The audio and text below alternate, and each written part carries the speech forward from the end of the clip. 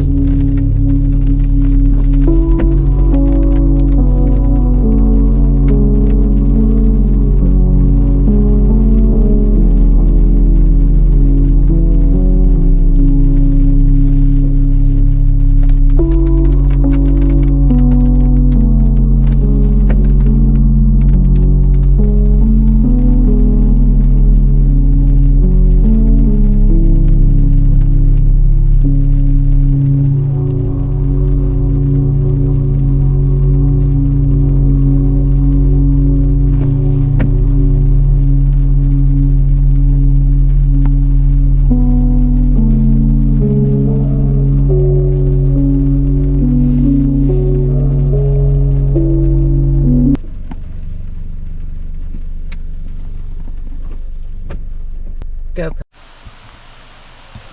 Okay guys, it is wet and raining out here, but we are going to attempt to light this bonfire up. Alright, with me today, I'm going to cheat. I have a little fire starter. I am going to get this bonfire lit up, so hang with me. Alright, let's see if we can get this started.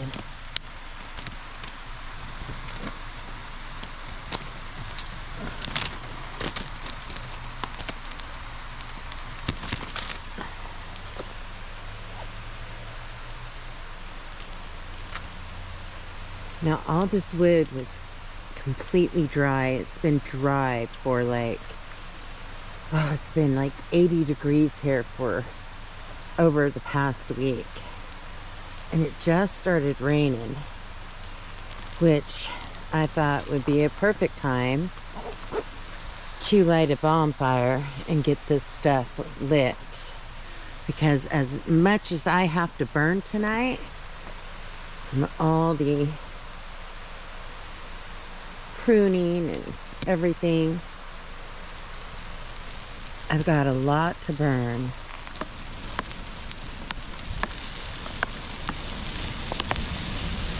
Right. Hoping, because it just started raining not too long ago, will be pretty dry.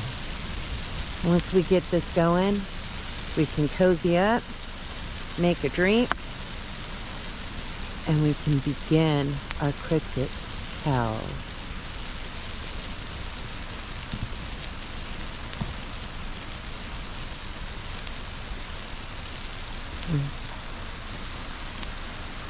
Kind of dark and spooky out here.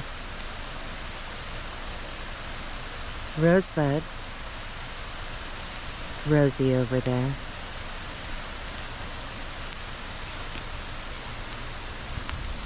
Ooh. Well, that side is definitely going. And it's already catching. I may not have to light the other side yet.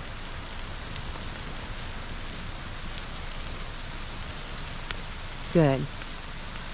That's what I want. Alright guys, I'm going to stack some more on this fire. We're going to get this blazing. Alright. Hang with me.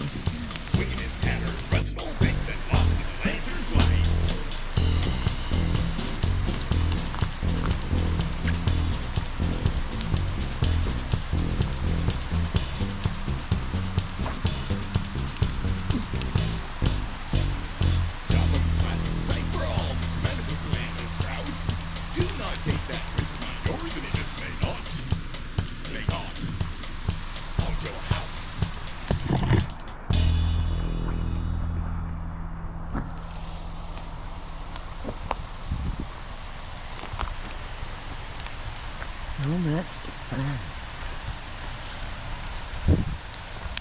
Yeah, I like coming out during the rainy nights. I feel safer lighting up a huge, huge fire. Wow, that is really going.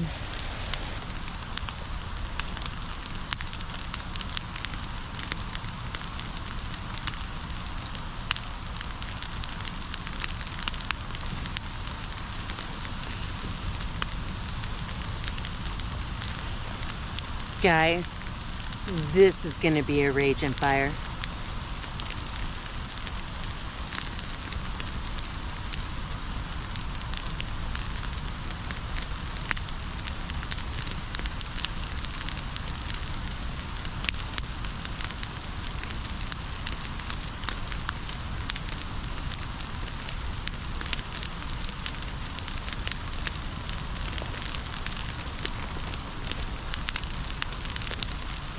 Oh my God.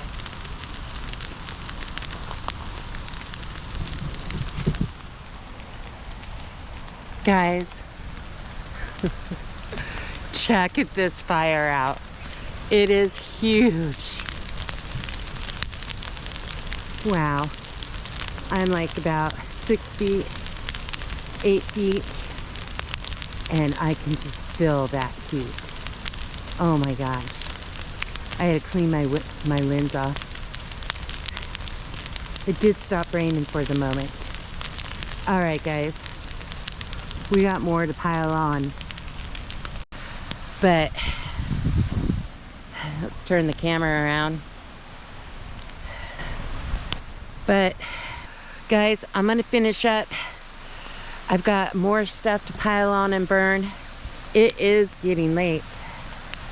Got out here at 9:30, but once I get all these trees stacked on top of this fire, I can sit down, pour myself a drink, and I can at least start the first encounter. All right, guys, stay tuned. I'll be right back. All right, this is gonna take 2 hands. So I'm gonna put you guys down over here. Rosebud, Rosie, go on, get up. All right, you've got my whole bed completely soaked. Oh my God. Well, at least I got dry blankets underneath. All right, Rosie. Don't move. And don't knock the GoPro over. Can I trust you? Stay. We'll find out.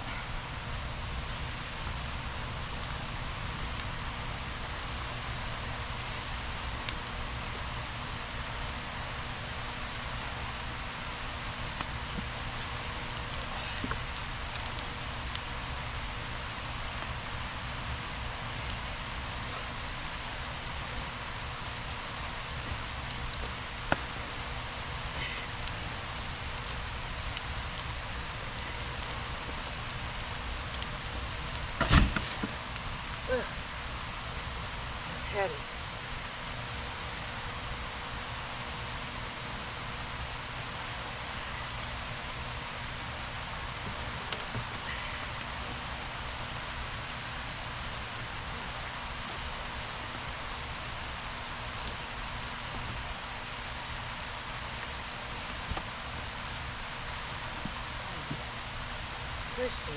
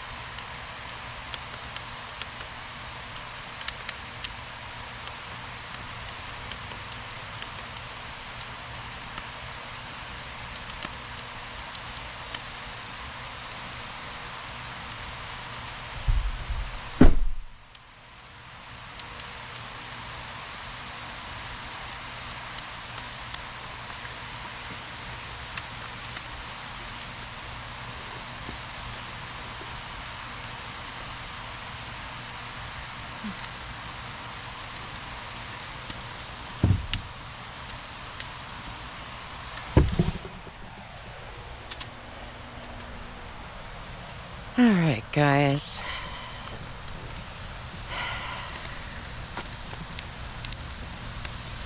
Whew. I am ready to sit down, have a drink, smoke my cigar, watch this fire burn, and tell you about my cryptic encounters. So, let's come over here, have a seat. I'm gonna pour myself a drink. I hope you join me. Let's go.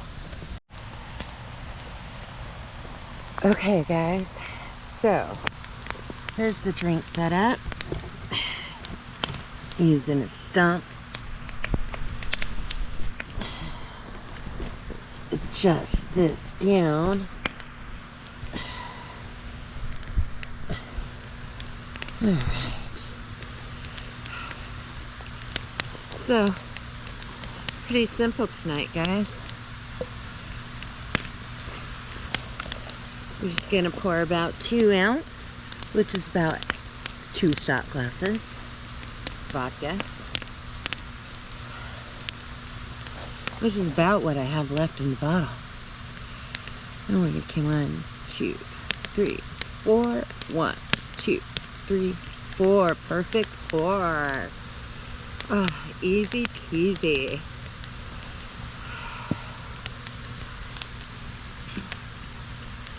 And we're just gonna take our lemonade, since I forgot the fresh strawberries and ice. But next time, I'll do it the right way. We'll do it over the rocks, and we'll do a version of blended for the hot summer days. It's one of my favorite drinks. All right, so let's go over to our camping chair and relax and have a drink.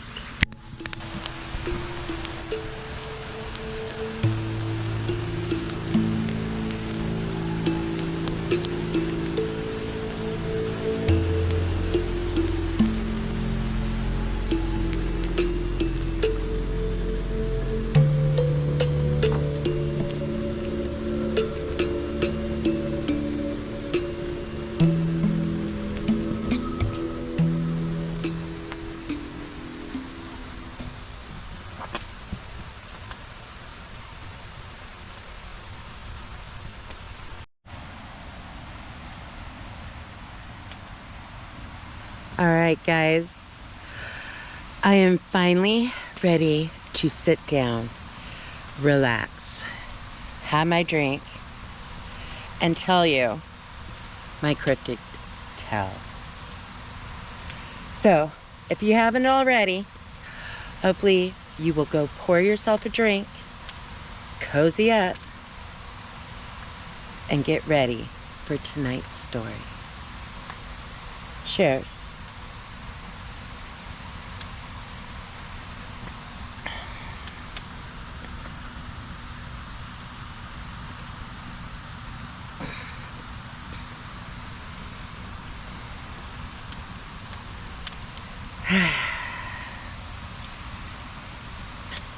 I deserve this cigar.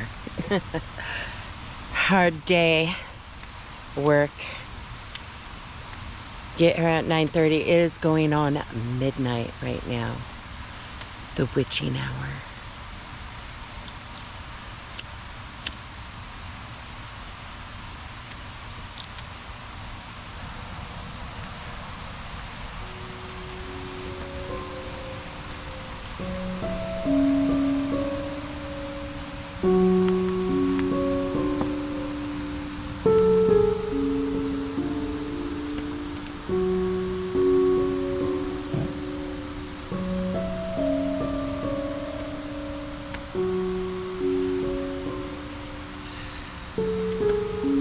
So guys, we left it off at our last chapter from the Polk Street hauntings. Little recap. I was chased by an entity out of my room, and I ran downstairs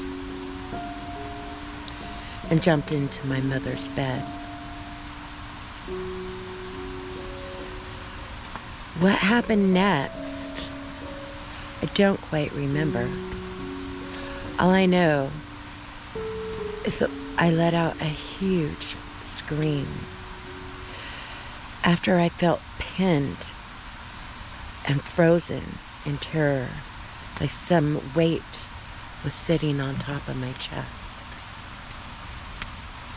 When I let out a huge scream for my mom to come save me, that's really all I remember. And then the next thing I know, I was in a new house. This house was out in the woods, out in the country, much like where I'm at now.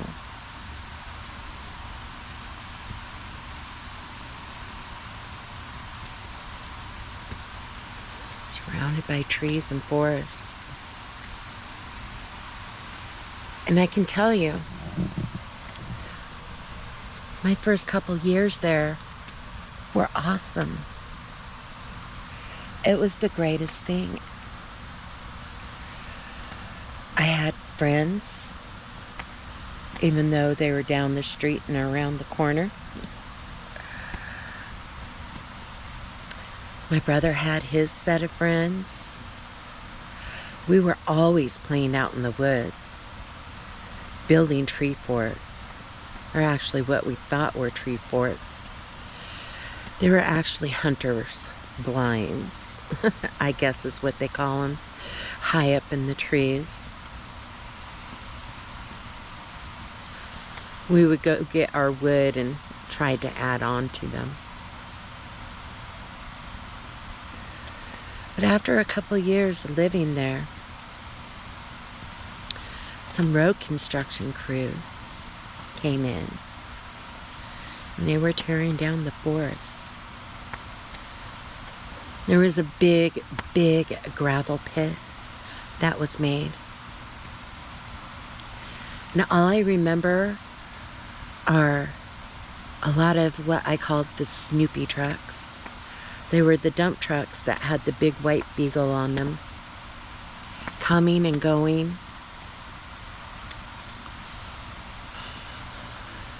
Pulling out logs of trees that were cut down. Things were being dynamited. And the gravel pit, they put up a big fence,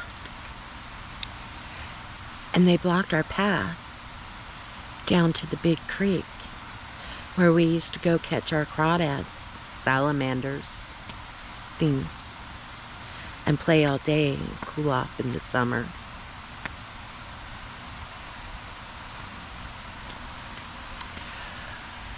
And me and my brother decided one day we were going to sneak past all the workers around the piles, the mountains of gravel, and go down to our creek. And we knew we couldn't get caught because they wouldn't let us come through.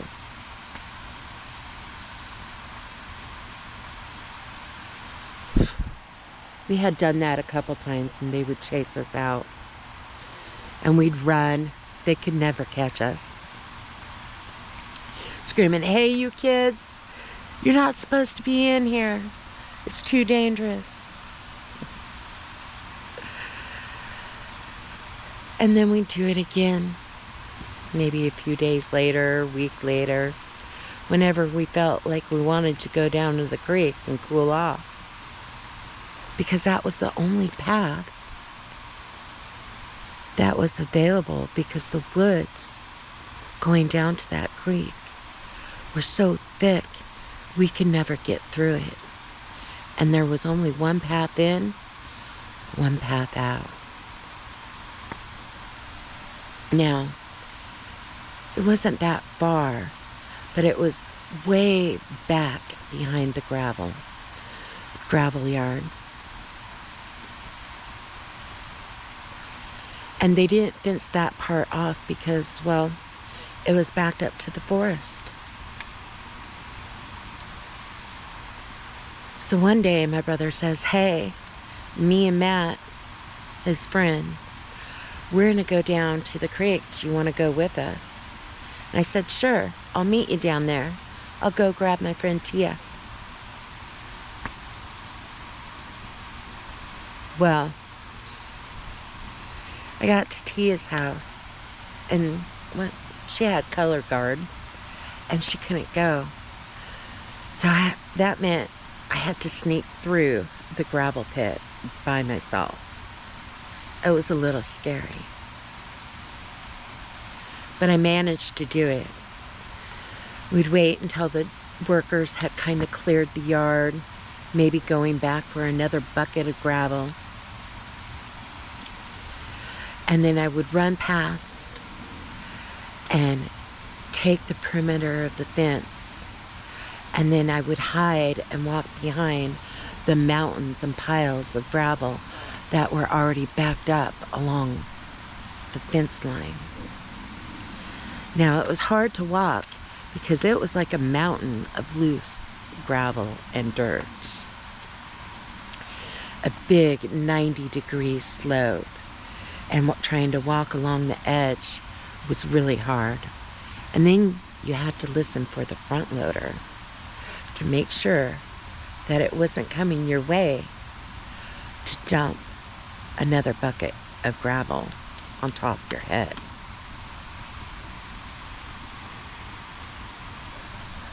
Well, I managed to sneak past, and I walked down to the creek. And my brother and his friend weren't there. So I waited. And I played around. I caught some crawdads, salamanders. Felt like I was down there for a while. And there was no sign of them. I started getting worried.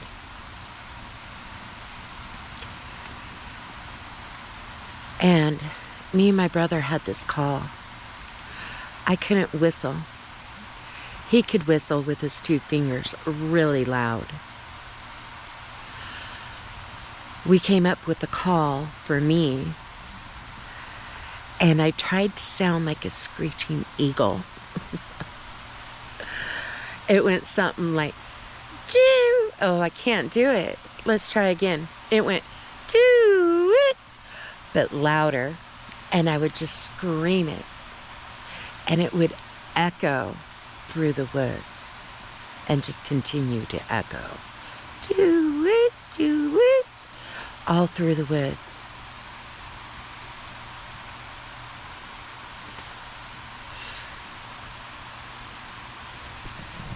Well, I started getting spooked. Because if he had been close by, he would have responded. And after doing that a few times, I noticed the woods got really quiet.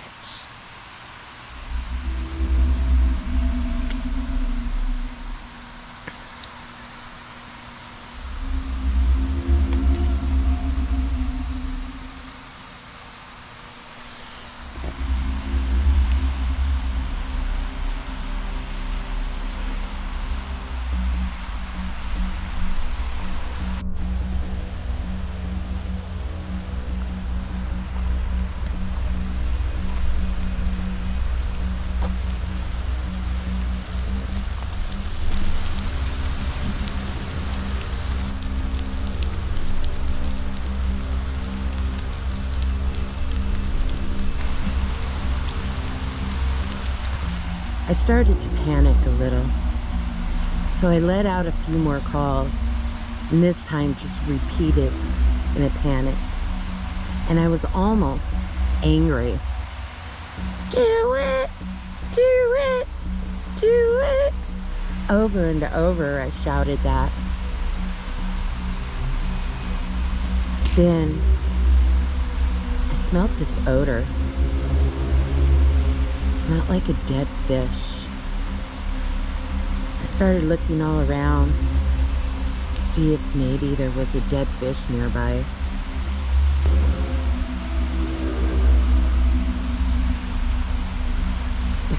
The odor would kind of change a little bit. I can't really pinpoint it, whether or not it was actually a fish that was dead or something else. Kind of like sewage almost.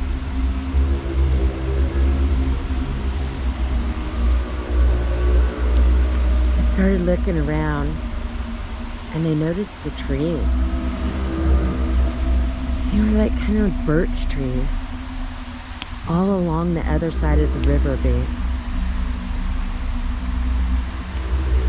And they were swaying. And I was like, wow, that wind, it must be picking up. And I looked around. None of the other trees were moving. No leaves, nothing. There was no wind. And I thought, that's kind of odd. Why are those two trees moving? And then they started shaking. And they were shaking violently. And I knew something was there. I started hearing some kind of growling, almost grunting noises. I didn't know what it was. I started thinking maybe it was a wild pig or a bear.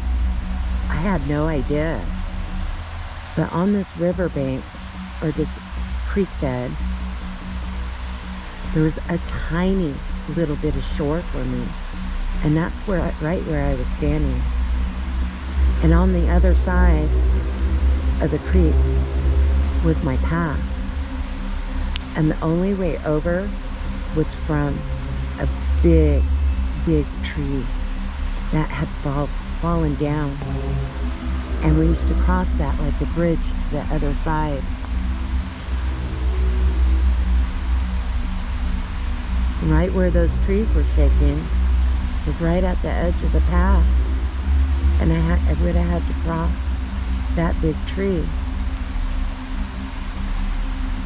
and go right past where those trees are shaking to get out. Because on the other side of the bank where I was at was a steep, steep hill that I knew I couldn't climb because me and my brother had tried it before. and all we would do is slide down. I started looking around for an escape route.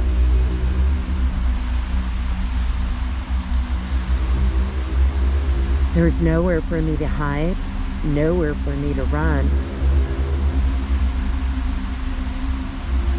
And then, all of a sudden, the trees just stopped shaking and everything went silent. And I was frozen. I was so scared and terrified. I couldn't move. I didn't know what I was gonna do. And then, out of nowhere, my dogs showed up. And they actually came out of those bushes, kind of close by. And I thought, oh my God, it was just my dogs. That's what I thought. When my dogs came out of the bushes, they looked at me and it was like they had smiles and their tails were wagging. I was so relieved. And then they turned towards those two trees that were shaking. And they started growling and barking. And I had 3 dogs. One was a collie, one was like a blue tick hound, the other a German shepherd. All of a sudden, all I seen was this big, just shadow stand up through the trees. And it let out a roar, a scream, and it was so guttural. And my dogs continued to just sit there and bark frantically at it. And then all I seen were a row of trees, like dominoes, just not really fall, but bend. And as this thing took off running, you could hear footsteps, like thunder, shaking, and nothing but the trees bending and falling and snapping back as it took off. My dogs took off after it. I was still scared and frozen. I kept yelling in my head at myself, this is my time, this is my opportunity, move, run. Part of me wanted to stay and yell for my dogs to come back. The other part said no, they did their job. This is your opportunity. Get out of there. Finally, I ran. I climbed up and over the log, crossed the bridge, and I just kept running. I ran and never looked back. I made it to the gravel pit and I just kept running. I didn't even try to hide. And the front loader, it was coming at me. It was coming right towards me, and then one of the other workers screamed, "Stop, stop," yelling at the front loader. It stopped, barely missing me. And then all the workers started chasing me, yelling, "Stop, kid, come back here. You can't be here." And then out of nowhere, my dogs came running behind. And as one of the workers was chasing me and had almost caught me, I could feel his hand reaching out to grab me. And my dogs ran interference. They chased him away. And I continued to run all the way across that gravel pit. I went and I still didn't know what to do. I was too scared to go home because I had to go back across through the forest to get to my house. So I hid. in the road construction, in one section where they had clear-cutted a bunch of trees, they had moved in those big cement sewage pipes. And I went and hid in one of those pipes. My dogs followed and stayed with me. Then I heard my brother and his friend coming up the road. And I climbed out of the pipes.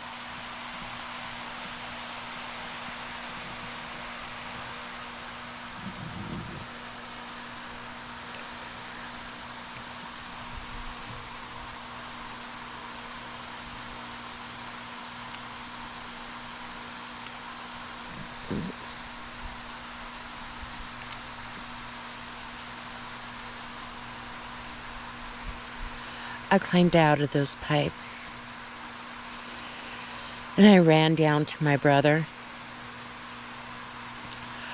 I screamed at him. I said, "Where were you? You were supposed to meet me down at the creek." And he said, "No, don't go down to the creek." I said, "I was down there already. I yelled for you." He said, "I heard you." And we started running back from Matt's house. He said, "Something's down there." And I said, "What? What's down there?" And he said, "Sasquatch." Even though he said those words, and even though I seen what I saw, I still didn't believe it. Told him he was lying and just trying to scare me. And he swore to me that they seen it and it chased him out of there. And that we were never, ever going back.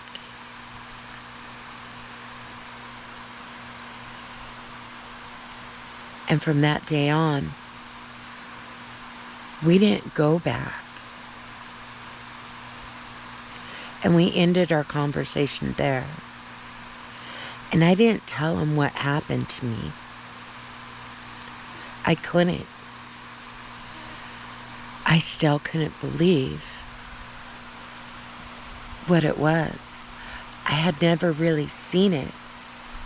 Just a silhouette. I heard it. I saw the trees move.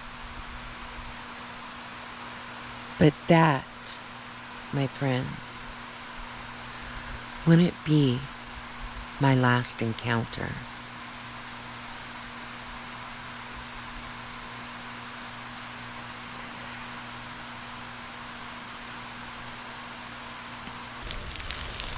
All right, trail friends. I hope you enjoyed that story. Stay tuned and be watching for the next cryptid encounter. Till next time, trail friends, me and Rosie will see you soon at the next Campfire Side Legends. Remember to like and subscribe. Have a good night, everybody. Bye.